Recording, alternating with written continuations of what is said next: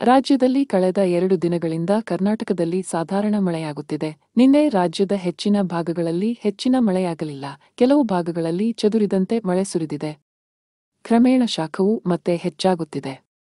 ಸರಿಯಾದ ಮಳೆಗಾಗಿ ರೈತರು ಕಾಯುತ್ತಿದ್ದಾರೆ. ಇಂದು ಹೆಚ್ಚಿನ ಮೋಡಗಳಿಲ್ಲದ ಕಾರಣ ಮಳೆಯಾಗುವ ಸಾಧ್ಯತೆ ಕಡಿಮೆ. ವಾತಾವರಣವು ಸ್ವಲ್ಪ ಮೋಡ ಕವಿದರೂ ಮಳೆಯಾಗುವ ಸಾಧ್ಯತೆ ತುಂಬಾ ಕಡಿಮೆ ಎಂದು ಹವಾಮಾನ ಇಲಾಖೆ ತಿಳಿಸಿದೆ. ಆದರೆ ಜುಲೈ 4ರಿಂದ ಕರ್ನಾಟಕದ ರಾಜ್ಯದ ಹಲವು ಜಿಲ್ಲೆಗಳಲ್ಲಿ ಮತ್ತೆ ಭಾರೀ ಮಳೆಯಾಗುವ ಸಾಧ್ಯತೆಯಿದೆ. ಜುಲೈ 5ರಂದು ಕರ್ನಾಟಕದ ಕರಾವಳಿ ಹಾಗೂ ದಕ್ಷಿಣ, ಉತ್ತರ ಒಳನಾಡಿನ ಜಿಲ್ಲೆಗಳಲ್ಲಿ ಹೆಚ್ಚಿನ ಪ್ರಮಾಣದ ಮಳೆಯಾಗಲಿದೆ ಎಂದು ಹವಾಮಾನ ಇಲಾಖೆ ಮುನ್ಸೂಚನೆ ನೀಡಿದೆ.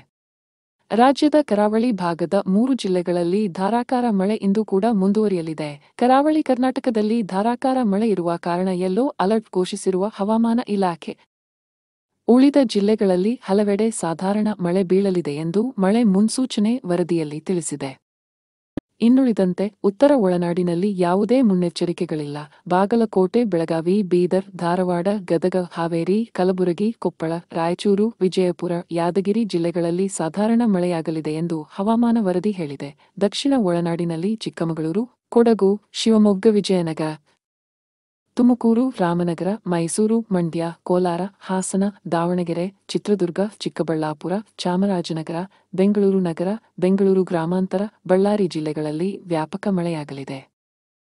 ಕಳೆದ 2-3 ದಿನದಿಂದಲೂ ರಾಜಧಾನಿ ಬೆಂಗಳೂರಿನಲ್ಲಿ ಮೋಡ ಕವಿದ ವಾತಾವರಣ ಇದ್ದು ಭಾರೀ ಗಾಳಿ ಇದೆ. ಬೆಂಗಳೂರಿನ ಕೆಲವೆಡೆ ಹಗುರದಿಂದ ಸಾಧಾರಣ ಮಳೆಯಾಗಿದೆ.